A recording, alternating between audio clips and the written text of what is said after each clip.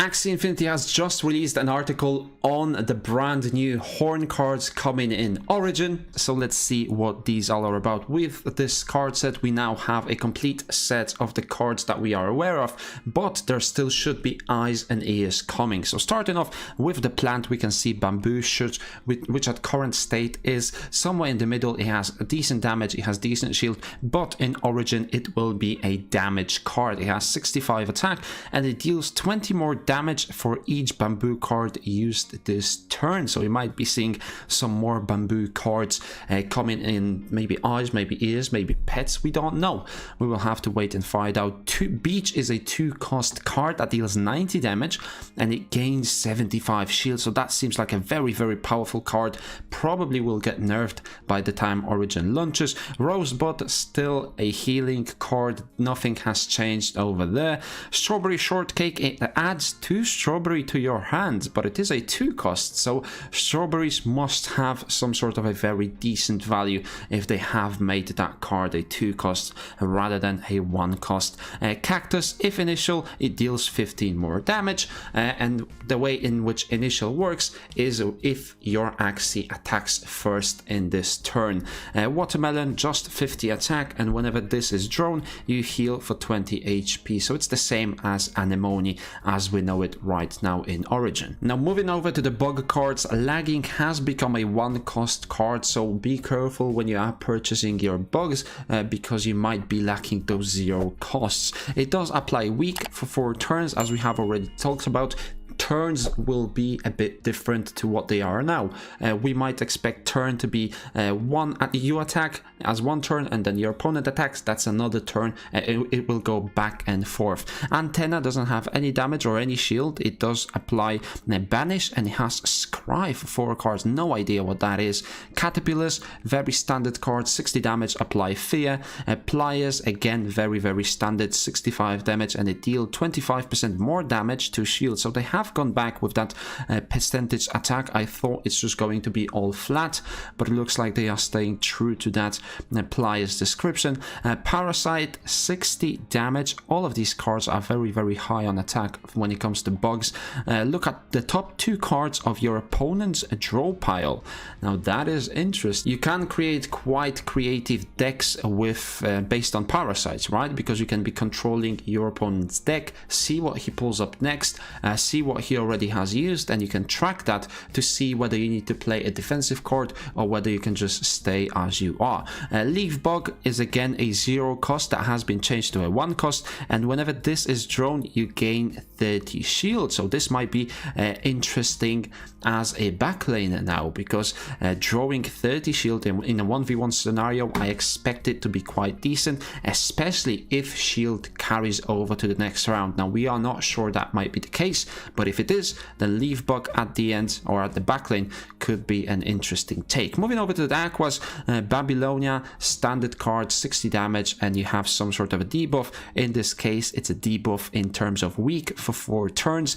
Teal Shell doesn't have any attack, it doesn't have any defense, but what it does is targeted ally gains 20 shield for each card played this turn.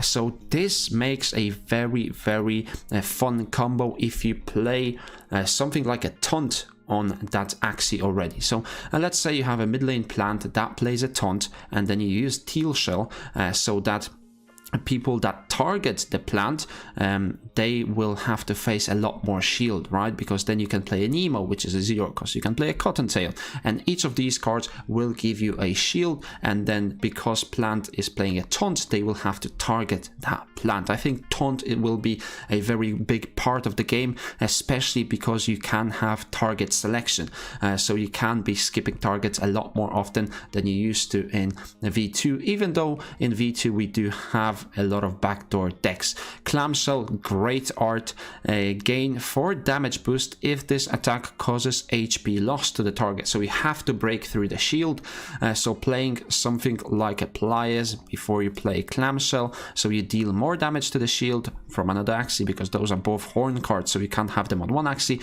but you use Pliers to break the shield, and then you use Clamshell to gain 4 damage boost. Now we don't know what damage boost might be, it might just be flat flat damage, could be 5 or 10 damage, it could be a damage card boost, a card that gives you damage boost, it might just be a percentage as we know it now, which is 20%, so we're not really sure what that might be. Anemone, 50 damage, and whenever this is drawn, you heal for 20 HP. Again, very interesting if you play a double Anemone backlane, because if you are in a 1v1 scenario, you might keep drawing Anemones, right? Because now all you have to do is draw it, you don't necessarily have to play it. So if you make a deck that allows you to draw these cards consistently, you will keep on healing. But the downside of this might be that healing for 20 HP might just not be enough, right? We don't know if 20 HP is significant or whether it is not. Oranda becoming a 2 energy cost, a dispel up to 2 buffs on target. No idea what that means. Dispel up to 2 buffs, so I guess if someone buffs themselves up, Oranda will cancel these buffs and negate them in a way. But 120 damage is quite a lot, so pairing that up with an emo so that you can stay energy efficient will definitely be a play that could be made. Soul Star, a little bit lower on the damage, so we see that all of these have around 60, but let's read through the utility that it has. If the target has no more than 120 HP, kill it instantly. A little bit OP, definitely OP, because that makes it so valuable, right? You only deal 50 damage, but if it has less than 120, you kill it instantly. So again, if you have something that can weaken the Axie, you can finish it off with a Soul Star. I think that number will go down to like 100 or maybe even 90, so that it doesn't have double up. Like, it's basically worth 2 energy when you calculate like the damage efficiency, right? So I think 120 is way too steep. I think that will go down before we see the launch of Origin. But now moving on to the Reptile, Unco, a very, very useless card right now. You won't see it in many teams, but it does allow you to shuffle 1 goo into your opponent's discard pile, and it also deals 60 damage. So we see a lot of these cards within 55 to 65 damage range. It will be a lot easier to balance. Scaly Spear deals 20 more damage for each spear card used this turn, so we will have to see if we can get some 0-cost spears. That will be very interesting, or whether we can get a triple Scaly Spear deck, and that will do some damage as well. We have seen triple Scaly Spear raising in popularity as of late, so having that transfer over to Origin could be a fun little endeavor for someone that has the budget to chase that. Serasti is no longer dealing extra damage. It actually doesn't deal any damage. Targets any ally, and next attack against that target is reflected for 85 damage. So it looks like they have scrapped the whole Reflect Reptile and just put it on 1 card, because why the hell not? Scaly Spoon is a defensive card with 60 shield, and you can target any ally, and next turn after the target is attacked, reflect 25% of shield loss. So it looks like Reflex are still going to be back in the game, but the percentages are a little bit different. Incisa is a damage dealing card, 60 damage, and it applies bleed for 4 turns. For those of you that don't know, bleed will make sure that your opponent loses health when they attack, but again, it's for 4 turns, so they might not lose any health if they don't decide to attack. And then Bumpy is a 2-cost card, and Bumpy does have a power card as well as innate, I'm not sure how to pronounce that, to be honest. And whenever you play a card this battle, this Axie gains 10 shield. Not sure this will be good, because it's already a 2 energy cost card, and then you will have to play plenty of cards to make that 10 shield worth. So I think that needs to be bumped a little bit. Maybe 15 seems like a good deal. Bird having an eggshell, 75 damage, so it looks like eggshell is going to get some love, and it applies taunt to this Axie for 2 turns. Which could be an interesting thing to think about, right? Because you can apply taunt for 2 turns, but then you can use your other Axies to get rid of that taunt, because you will waste turns that way, right? So you can use it at the end, so you take some damage, but not all of it, just so you weaken that Axie, and then you save your other one, and then you can use your other Axies to get rid of this taunt before your bird dies, or the Axie that's carrying eggshell dies. Kaku is a 1 energy that targets any ally and it removes sleep. Having a card that is specific to just one debuff might not be a good idea. And the next attack of the target this turn deals 50 more damage. Okay, 50 more damage is quite a lot, not gonna lie here. Trump deals 20 more damage for each trump card used this turn, so it's still staying true like the Scaly Spoon that we have seen. If you chain them, you will get more damage. Kestrel a little bit lower, 50 damage, so you can see the discrepancy right here, 75 damage for Exile and 50 damage for Kestrel, but it does apply Disarm for 4 turns. We will have to see what Disarm is. Maybe they can't use certain abilities, maybe they can't use certain, I don't know, runes and charms, whatever that might be, but it should be a good debuff if you are gonna have 25 damage difference. Winghorn is a 65 damage cost as well. We don't really have many 0 costs now that I'm looking at this.